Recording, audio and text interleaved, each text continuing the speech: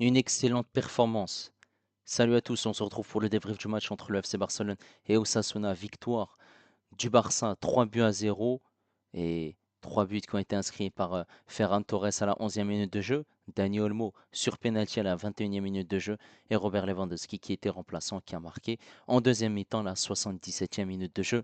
Merci aux personnes qui étaient présentes avec moi en live pour suivre ce match. N'hésitez pas à liker et à vous abonner si vous êtes nouveau. On est parti pour les statistiques de cette rencontre qui sont bien évidemment en faveur du Barça. 19 tirs, 5 tirs cadrés, 3 buts pour cette équipe d'Osasuna. C'est 4 tirs, 0 tir cadré, possession de balle à 75% pour le Barça, 25 pour Osasuna, 747 passes pour le Barça, 257 pour Osasuna, 90% de précision de passe pour le Barça, 69 pour Osasuna, 7 fautes pour le Barça, 14, soit le double pour Osasuna, un carton jaune obtenu par les Blaugrana, 3 pour Osasuna, 2 hors-jeu pour le Barça, 4 pour Osasuna, 8 corners pour le Barça et 4 pour Osasuna. Et on est parti en image pour les 3 buts du match. Cette équipe du Barça qui a joué sans Rafinha, sans Araujo, puisque tous les deux, ils étaient avec leur sélection et le voyage forcément, bah, il est long hein, quand même hein, pour aller au Brésil ou pour aller en Uruguay, ce match qui a été placé aujourd'hui. Et forcément, il y a eu du changement dans cette composition d'Hansi Flick avec Chesney, Koundé, Eric Garcia, Martinez. À gauche, on a Baldé. Koubarsi, hein. C'est une grosse blessure pour lui. Il va être absent pratiquement jusqu'à la fin de la saison. Pedri et De Jong. Gavi qui était à gauche, Olmo en numéro 10. Yamal à droite. Et en numéro 9, c'est Ferran Torres. Il a laissé Robert Lewandowski sur le banc. Pour cette équipe d'Osasuna, c'était un 4-3-3. À la 10e minute de jeu, il y aura une très belle passe de De Jong pour Baldé. Baldé le centre. Et il y a Ferran Torres qui coupe la trajectoire de ce centre, qui tire, qui marque. Ça fait 1-0 pour le Barça. La joie des Blaugrana autour de Ferran Torres. Ensuite, il y aura une très très belle passe de Pedri pour Dani Olmo. Dani Olmo qui fait le contrôle dans cette surface de réparation, qui se fait faucher par le gardien Herrera. Et c'est penalty. C'est clair et net et précis, ce qui est tout à fait logique. Et l'arbitre, oui, désigne le point de penalty. Ensuite, Dani Olmo a tiré une première fois. Le gardien a fait un arrêt, mais il y avait un joueur d'Osasuna qui était rentré sur le terrain. Et ensuite, Dani Olmo qui tire, cette fois-ci à contre-pied. Ça fait 2-0 pour le Barça. La joie des Blaugrana et Ferran Torres qui dit à Dani Olmo de mettre la montre et voilà, avantage au score à la mi-temps. Avant que, en deuxième mi-temps, la 75e minute de jeu, il y a un corner pour Osasuna. Les Blaugrana ressortent le ballon proprement. Il y a un ballon pour Fermi Lopez. Fermi Lopez qui va accélérer, qui va voir qu'il y a Robert Lewandowski dans cette surface de réparation. Un centre millimétré, très bien ajusté pour une tête de Robert Lewandowski et un troisième but pour le Barça, ce qui fait 3-0 pour le Barça qui prend 3 points d'avance sur le Real Madrid et 7 sur l'Atlético de Madrid. Cette équipe du Barça qui a proposé une très très bonne première mi-temps. Voilà, au début du match, c'est un peu compliqué de trouver des solutions. Forcément, c'est une équipe d'Osasuna qui est venue défendre et qui va chercher ce point du match nul, hein, parce qu'offensivement, ça a été très compliqué. Ils n'ont rien proposé du tout. C'était que des longs ballons devant. Ouais, quand tu as 0 tir cadré pour seulement 4 tirs, ça veut tout dire, hein, clairement. Ils ont réussi à débloquer le score hein, voilà, sur un jeu de position où ils ont réussi à trouver cette solution dans cette surface de réparation. Ils marquent rapidement dans cette rencontre. Forcément, quand tu marques rapidement, bah, cette équipe d'Osasuna va laisser de l'espace et va essayer de revenir dans cette rencontre. Et ensuite, ce très bon ballon de Pedri pour Ferran Torres dans cette surface de réparation. Et ensuite, bah, du coup, penalty converti par Dani Olmo, 2-0. Voilà. Ensuite, cette équipe du Barça a eu des solutions. On a vu un Lamine Yamal qui était plutôt discret durant les 20 premières minutes avant que, allez, il se réveille. À un moment donné, il a tapé une accélération, il est rentré dans cette surface de réparation. Il y a eu quelques tentatives de loin, sans pour autant inquiéter le gardien Sasuna Herrera. Avantage au score qui est tout à fait logique. Après, il y a eu quand même la sortie de Dani Olmo. Ça, c'est un point noir hein, quand même par rapport à cette première mi-temps. Deuxième mi-temps, voilà, cette équipe du Barça est repartie avec les mêmes intentions, avec un changement malgré tout hein, à la mi-temps, avec l'entrée de Pablo Torre à la place de De Jong, sachant que c'est pas le même poste. Et ensuite, voilà, on a eu une équipe du Barça qui conservait le ballon, qui essayait de trouver la verticalité, qui essayait de trouver des solutions et jouer dans la deuxième partie du terrain. Il y a eu quand même quelques ballons perdus. Cette équipe de Sassuolo n'a pas su en profiter, mais surtout, voilà, le Barça défensivement a su bien défendre derrière, ne pas commettre des erreurs fatales.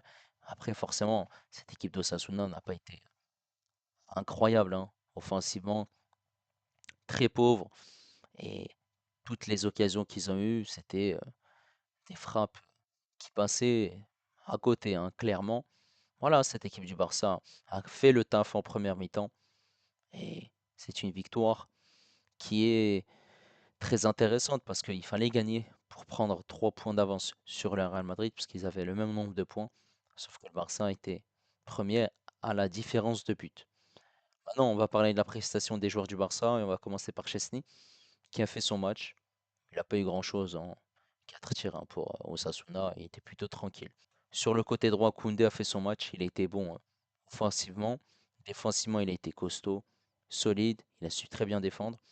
Offensivement, on l'a vu en première mi-temps où il était très haut, il essayait de combiner, de jouer surtout avec Lamine Yamal sur ce côté droit. Voilà, c'est un match correct pour Koundé. Cette charnière centrale, Eric Garcia Martinez, ça a été costaud. Voilà, ils n'ont pas fait d'erreur manifeste. Le placement était juste. Ils ont mis les ingrédients qu'il faut dans l'intensité, dans l'agressivité, dans les duels aussi. Dans le placement aussi, c'était top.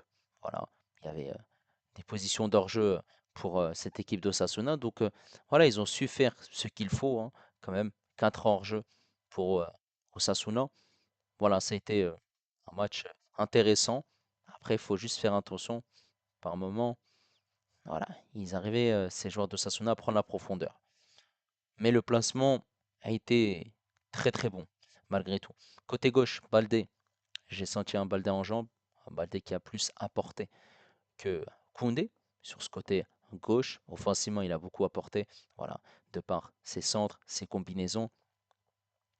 Et il y a cette passe décisive hein, pour Ferran Torres. Il était très haut, il a multiplié les efforts, multiplié les centres. Et forcément, voilà, quand tu as une équipe du Barça qui est haute, et bah, tu as besoin de joueurs offensifs qui puissent ben, être pertinents, surtout un Baldé qui peut être décisif et il l'a fait aujourd'hui. Donc voilà, prestation aboutie pour Baldé qui a été aussi solide défensivement. Au milieu de terrain, Pedri, le maître à jouer, Pedri, homme du match, très intéressant techniquement, c'est très très fort. Il a eu voilà, le contrôle du jeu, hein, c'était lui le métronome de cette rencontre. Il fait cette magnifique passe pour Olmo. Et ensuite, il y a ce penalty.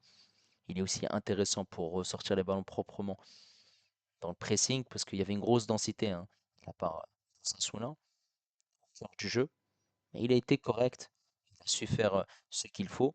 Même aussi dans les replis défensifs, il a su être intéressant. Il a récupéré des ballons. Voilà, Pedri a fait un très très gros match en plus. Par moments, il variait le jeu. Voilà, comme un thermomètre. À un moment, transversal à gauche, à un moment, transversal à droite, des passes dans la profondeur pour apporter des solutions dans cette attaque du Barça. C'est un match impeccable pour Pedri. À ses côtés, c'était De Jong qui a joué mi-temps. De Jong, ça a été correct défensivement. Voilà, il a su être bon dans le placement, dans l'agressivité. Il n'y a rien à dire sur ça. Il a joué que 45 minutes. L'entrée de Pablo Torre, voilà, c'est pas une entrée incroyable, mais encourageante parce qu'il a su quand même avoir des solutions, éliminer ces joueurs d'Osasuna. Voilà, c'est intéressant sans pour autant être décisif. cœur du jeu. Olmo, qui n'a pas joué énormément, qui a été remplacé par Fermin.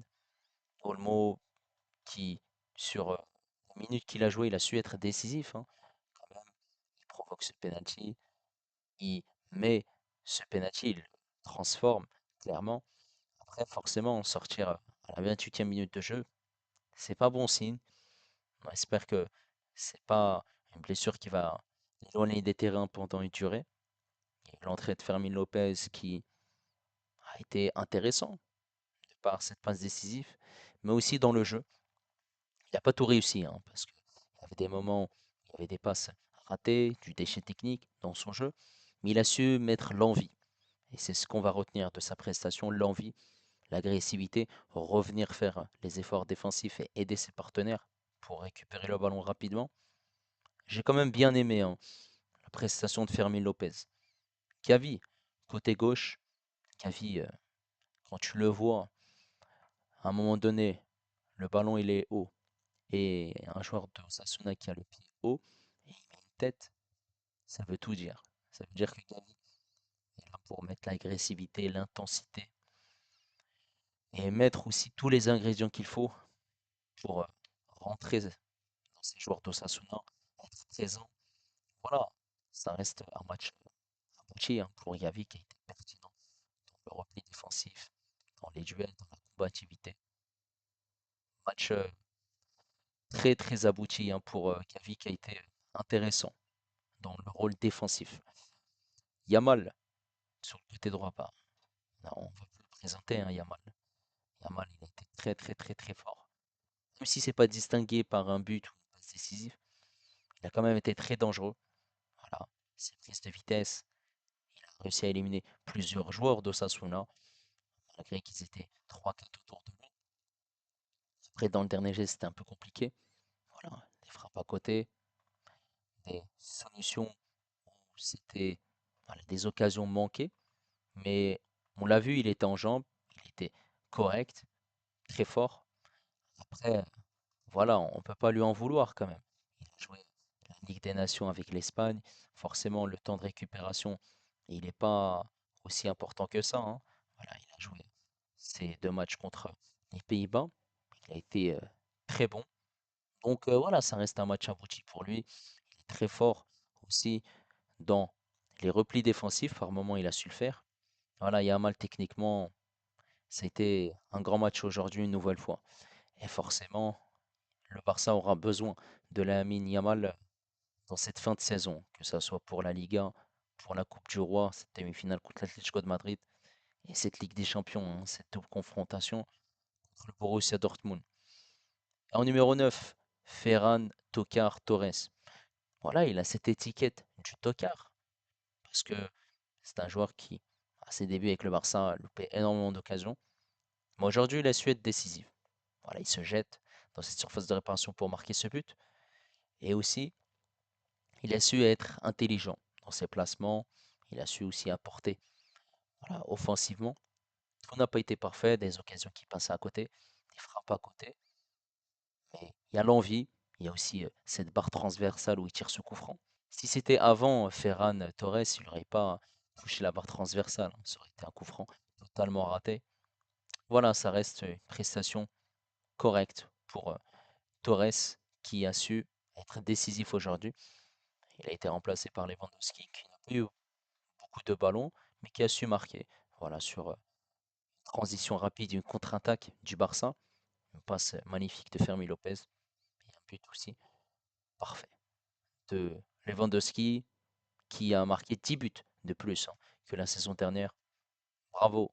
En tout cas, cette équipe du Barça a fait le job et ça a été une prestation plutôt tranquille, sans être mis en difficulté par Osasuna. Et en plus de ça, ils ont réussi à marquer quand même 3 buts. Donc ils restent sur leur standard habituel.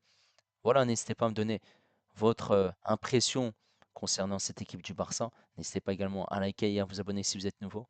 Et moi, je vous dis à la prochaine. Ciao les amis.